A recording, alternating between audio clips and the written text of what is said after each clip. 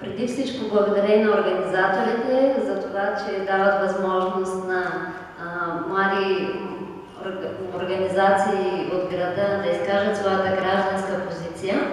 Аз съм представител на Движение за хармонично развитие в България.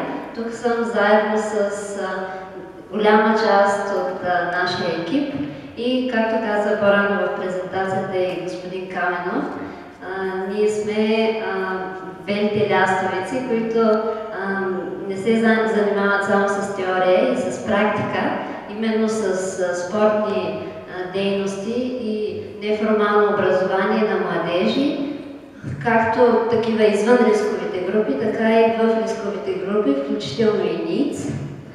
Казвам всичко това, за да може да разберете какво е отношението на въпроса, който ще засегна към основната тема, а именно младежката заетост и справяне с НИЦ. Конкретно бих искала да споделя нашия опит в организиране на спортни събития от национално ниво и съответно отношението на общината и общинските политики към младежта и спорта. Вероятно за вас ще прозвучи доста стряскащо, че всъщност в една четвърт от годината няма общинско финансиране за русинския спорт. Как се случва и защо се случва всичко това?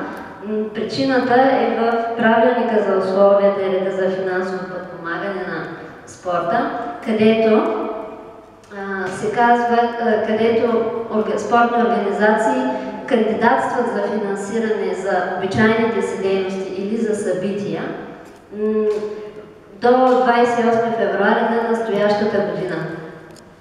Тези предложения се обработват в рамките на месец, даже и повече, и евентуално отговор и финансиране се получават чак през април месец. За сравнение, например, друга община, която е близка като население до Русе, Бургас, има съвсем друга политика в това отношение. Спортните дейности за предстоящата година се финансират още от предходната година. Не случайно и община Бургас беше награден с приза най-спортен град на България, за разлика от Русе. Също така на сайта на община Бургас може да видите общо 92 спортни клуба, които всяка година получават общинско финансиране. За справка, на сайта на община Русе няма изнесена информация за нито един финансиран спортен клуб. Може и да има такива, но информация за това не е публикувана. Преди да продължа, само бих искала да вметна, че всичко това, което сега ви споделям като факти, е достъпно в ето една такава папка, която сме подготвили, и за всеки, който има интерес, бих могла да споделя информацията, да раздам такива папки. Също така, от общинска гледна точка липсва подкрепа за организиране на спортни събития с национално и международно значение. Ето съвсем пресен пример. Нашата организация, член на Спортна федерация, спечели домакинство за републиканско първенство по ушу. За незапознатите, ушу това са китайски бойни изкуства. И макар и да е не много популярен спорт, има много подобни клубове в страната и на първенството се включиха 150 участници. Първенството се проведе на 15 март в Русе. За първи път от 25 годишната история на Федерацията подобно първенство се провежда в Русе. И въпреки комуникацията, която ние се опитахме да проведем с общината още от миналата 2014 година във връзка с първенството, нямаме и до сега никаква официална обратна връзка от тяхна страна, никаква подкрепа нито в финансово, нито в логистично или друго отношение. Бих искала да дам един по-широк обзор на състезанието, защо едно такова събитие е важно не само за УШУ като спорт, а за младите хора в града изобщо, за НИЦ и за икономическата и изобщо социална среда.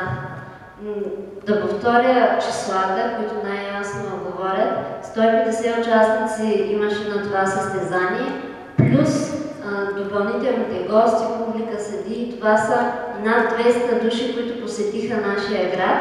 Вярвам, че това със сигурност е привлекателна цифра за всеки един местен бизнес, имам предвид особено хотелиери, ресторантьори, застрахователни агенции, туристически агенции и така нататък. Надявам се, че след вас има и представители на местния бизнес, на работодателите. Организирането, случването на все повече подобни събития в града със сигурност има отражение върху икономическата среда. Освен това, на републиканското състезание през март се явиха и наши състезатели. Това са деца в риск, потенциални НИИ, с които ние работим по проект, финансиран от Министерството на младежта и спорта. Ако състезанието не беше се провело в Русе, тези деца, на които нямат финансова подкрепа, изобщо не биха могли да се явят на подобно състезание. Това, за съжаление, важи и за много други състезатели. Така че, провеждайки състезанията на място, имаме възможност да дадем достъп на все повече и повече деца да се включат. Какви са перспективите от тук нататък?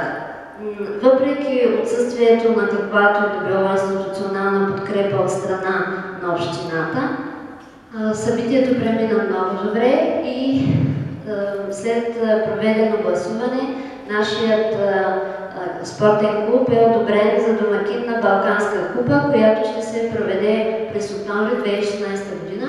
Това отново би трябвало да е добра новина за всички местни бизнеси, тъй като особено през есенно-зимния период няма особен туристически наплив. Настоящия апел го представяме пред всички вас с идеята и желанието да установим подобно партньорство не само с местните власти, но и с всички заинтересовани местни бизнеси, така че да се случват повече събития. Това е в общи линии. Благодарим на Тереза. Нека да аплодираме. Това наистина е един изключително интересен проект, насочен към хармоничното, не само физическо развитие на младите хора. Винаги призоваваме за хармония. Преди да я поканя да седне, ако имате въпроси по повод на това, което той каза, съжалявам, че нямаме официален представител на община Русе тук. Може би беше хубаво и те да кажат няколко думи във връзка с своята програма по отношение на развитието на младежките дейности и спорта. Имате ли въпроси към Тереза или може би предложения да се включите в тяхната инициатива, да я подкрепите по някакъв начин? Как се успява въпреки всичко? Много добър въпрос. Успяхме благодарение на подкрепата от страна на Българска федерация по УШУ и благодарение на съвместните усилия на целия екип. Факт е, че трябваше сами да си финансираме състезанието. Печелившите честити. Така че аз също бих била много заинтересована да чуя не само какви са младежките политики на общината по принцип, а какви са точните им мерки, които смятат да вземат по такива въпроси. Как може едно републиканско първенство, включително и с международно участие от Русия, Сърбия и Македония, да се финансира от младежки работници с техни собствени средства. Съжалявам, че хората, с които неформално се общуват по време на организацията на събитието, не присъстват. Това са началник отдел образование, младежни дейности и спорт Сашо Щерев, директор на дирекция култура и образование Рена Петрова и кмета Пламен Стоилов.